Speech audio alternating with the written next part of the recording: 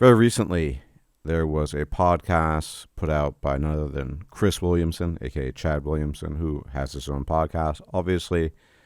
And I want to say at the outset that I like a lot of his podcasts, particularly the ones about science, specifically evolutionary psychology, genetics, things of this nature.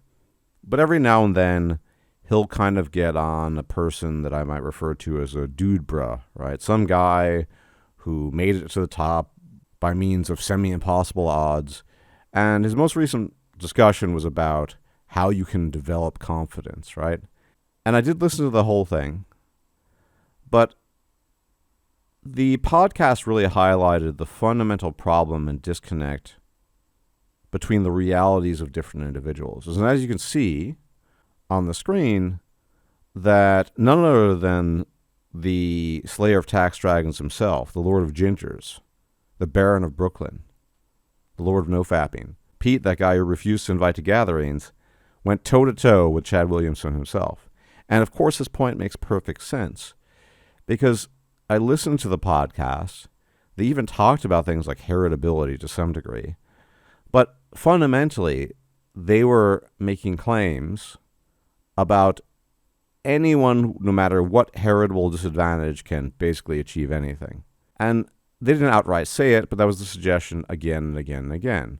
All the while talking about things like certain limitations. Like the guy who had on, who's a personal trainer, saying, oh, well, if I have somebody who's never been to the gym before, I'm not going to tell him to squat with 8 plates because you want to instill quote-unquote confidence, right? So the whole thing was a bit wishy-washy, as I expected it to be. But again, there was this comment here, several comments, and it really just highlighted this difference in worlds, frankly speaking, because a lot of the conversation as well was about the importance of failure, the importance of learning from your mistakes, the importance of failure. They were making it seem as if it's pretty much only failure at the end of the day. All this failure not counting on their success. Now, what was this fundamentally, and what is the big disconnect? The big disconnect is almost universally survivorship bias. The reason why we can hang out on YouTube and listen to a Chad Williamson have a discussion about confidence is because he ended up being successful. And I have to admit, I'm a little irritated at the guy because he doesn't ever mention the reasons why he's successful. For example, had he been a 5'4" ugly, nerdy guy, would he still have been a romance novel cover model? A guy who was on Love Island, a successful podcaster? Well, maybe he could have been a successful podcaster, maybe not. But the other things, probably not. So yes, whilst these gentlemen do talk about their failures and their struggles, at the end of the day, they are successful. And they even go so far to talk about the Matthew principle, or the Matthew effect. This idea of those who have success will have more success, and those who have little success will have even less success. To those who have, all shall be given. To those who have not, all shall be taken. You know the deal.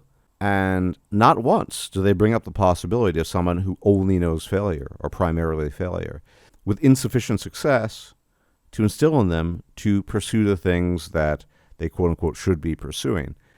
And the disconnect fundamentally is hyper-successful individuals telling people out there that they can do anything they want to do, not taking into account various mitigating factors. As I said, the personal trainer guy he has on goes so far as to say he can take anyone, no matter what the hereditary disadvantage, and make them successful. Now, as you can see, the Lord of Ginger's comment on getting a sub 5 on to get a sense of how possible it is would be, frankly speaking, a breath of fresh air. Whether it's not as clear-cut as people like to think, it's very difficult to disentangle and disambiguate all the look stuff, all the other stuff going on, from the perception of success. Sure, some of these guys might say success is relative. So these guys are probably multimillionaires and they're everywhere online and they're traveling and they're banging a million chicks. Sure. And then you could be basically a broke nobody and then, I don't know, you get your first job. That wouldn't be success to them. That would be failure, but they're going to tell you that's success for you relative to your position, even though they themselves would never be content with anything you're doing. In fact, most of the things they would encourage people to do, they probably wouldn't be content with that because they're just in a completely different category. And the way people like that, and seemingly Mr. Williamson likes to dismiss these things, is he'll just say, this podcast is not for you. if you don't subscribe to what I'm saying, if you disagree, quote unquote, this podcast is not for you. The other guy says, well, if you don't agree with me, basically you're a hater. This is a very common tactic, obviously. When there's a disagreement, when you don't wholly support somebody in what they're saying and doing, you're just a hater rather than somebody with criticism. I don't hate any of these people, frankly speaking. But I know too many people in life who, through a combination of environmental circumstances and hereditary circumstances, have been extremely disadvantaged. And yes, some of the things these people say would apply to varying degrees, but not to the point where they would really have this resounding success they have.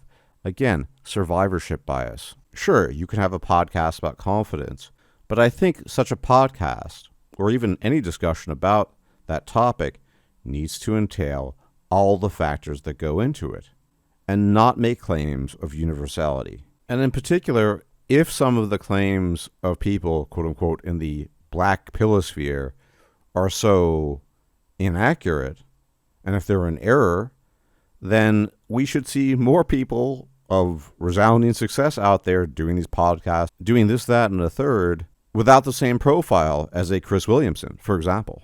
One thing is clear about confidence. Success builds upon success. It is the Matthew principle. But there are numerous advantages one can have that allow particular individuals to get easier access to success. At the end of the day, one thing is true. You have to put in the work. So if Chad Williamson had literally done nothing, right, then, yeah, he probably would have gone nowhere. But the question of how easy it is and how realistically attainable that is a separate one. And I think, unfortunately, there is this distorting effect when you look at people like that because it's not telling an accurate tale. So at the end of the day, I'm all about the holistic approach to these things. I think it probably is important to have confidence, but getting an accurate assessment of what leads to confidence is equally important as anything else. And for example, just as a suggestion, what would really be interesting would be to see how much, for example, looks play a role in confidence. An actual study or several studies conducted by scientists to assess the importance of looks and confidence. Because I would suggest that it's probably reasonably important. Maybe it's not. I am happy to be corrected on this. So this is what I'm talking about. The conversations between Chads and ultra-successful, wealthy people, they're great, and maybe they can even be inspirational, as the one guy claims.